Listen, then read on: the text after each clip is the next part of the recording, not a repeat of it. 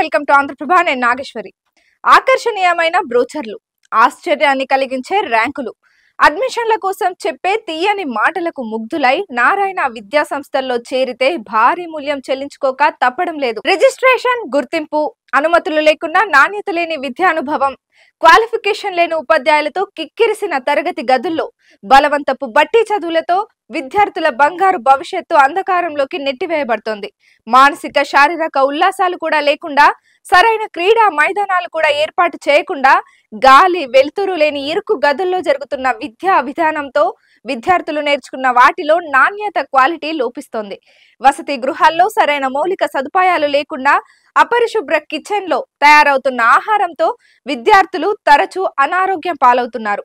ఇటు పౌష్టికాహారం లేక, అటు సరైన విద్య అందక విద్యార్థి దశలో అత్యంత విలువైన సమయం, డబ్బులు నష్టపోవాల్సి వస్తుంది. ముందు వెనక ఆలోచించకుండా తొందరపడి నారాయణ విద్యా సంస్థల్లో చేరితే భారీ మూల్యం మాత్రం చెల్లించుకోవాల్సి వస్తుందని ఓల్డ్ స్టూడెంట్స్ చెప్తున్నారు.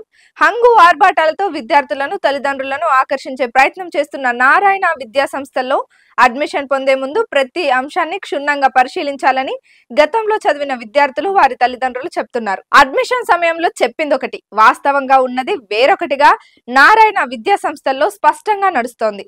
తమ పిల్లల బంగారు భవిష్యత్తు కోసం కష్టపడి సంపాదించి కూడబెట్టిన ప్రతి రూపాయి, అనుమతులు, గుర్తింపు, సరైన మౌలిక సదుపాయాలు లేని నారాయణ సంస్థల్లో చేర్పించి విద్యార్థుల భవిష్యత్తును కాలరాయొద్దని వారు సూచిస్తున్నారు. నారాయణ విద్యా సంస్థల్లో చదివిన విద్యార్థులు, తల్లిదండ్రులు తమకు ఎదురైన అనుభవాలను తోటి విద్యార్థులు, విలేకరులతో పంచుకుంటున్నారు.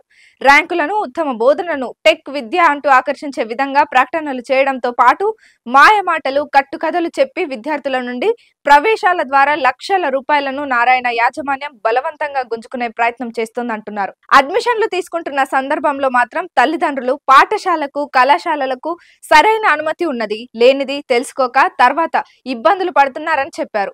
విద్యాశాఖ నియంత్రణ లేకపోవడంతో ప్రభుత్వం నుండి ఎటువంటి అనుమతులు లేకుండా ఉన్నా కొన్ని అనుమతులు ఎన్నో బ్రాంచీలకు చూపిస్తూ విద్యార్థుల జీవితాలతో నారాయణ విద్యా సంస్థల యాజమాన్యం చెలగాటమాడుతుందంటున్నారు. ప్రైవేట్ పాఠశాలల్లో తరగతి గదిలో నిర్మాణ కోసం విద్యాశాఖ అనుమతి ఉన్న తరగతుల కోసం విద్యాశాఖ రీజనల్ డైరెక్టర్ ద్వారా విద్యా కమిషనర్ నుండి అనుమతులు తీసుకోవాల్సి ఉన్నప్పటికీ అటువంటి నిబంధనలను నారాయణ విద్యా సంస్థ ఎక్కడా పాటించడం లేదన్నారు. ఇందుకోసం కొన్ని స్పష్టమైన నిబంధనలు కూడా ఉన్నా వాటిని ఎక్కడా నారాయణ విద్యా సంస్థ పట్టించుకోవడం లేదంటున్నారు. నారాయణ విద్యా సంస్థలు మాత్రం కొన్ని ప్రాంతాల్లో అనుమతులు తీసుకోకుండా తరగతి గదులను, కళాశాలలను నడుపుతోందని, వీటి ద్వారా విద్యార్థులు ఎన్నో ఇబ్బందులను, అగచాట్లు పడుతున్నారని తెలుపుతున్నారు. అనుమతులు ఉన్న విద్యా సంస్థలు తప్పనిసరిగా నోటీస్ బోర్డులో పత్రాలను చూపించాల్సి ఉన్నప్పటికీ నారాయణ విద్యా సంస్థలు అవి ఎక్కడా కానరావడం లేదు. కేవలం రిజిస్ట్రేషన్ మాత్రమే చూపిస్తున్న నారాయణ విద్యా సంస్థ అనుమతులు మాత్రం తీసుకోవడం లేదన్నారు. ఇదే సందర్భంలో గుర్తింపు తీసుకునే నారాయణ విద్యా సంస్థలు అనుమతులు ఉన్నా వేరే పాఠశాల తరపున విద్యార్థులతో పరీక్షలను రాయిస్తున్న ఆరోపణలు కూడా లేకపోలేదు. ఇలా పరీక్ష రాసిన విద్యార్థులను ప్రైవేట్ విద్యార్థులుగానే విద్యాశాఖ పరిగణిస్తుందని, దీంతో ఉన్నత చదువులు చదివి విద్యార్థులు ఇబ్బందులు ఎదుర్కొంటున్నట్లు చెప్తున్నారు. బ్రాంచీల పేరుతో చాలా ప్రాంతాల్లో కళాశాలలు నడుపుతున్న నారాయణ విద్యా సంస్థ మెయిన్ బ్రాంచ్ లో మాత్రం పరీక్షలను రాయిస్తుందంటున్నారు.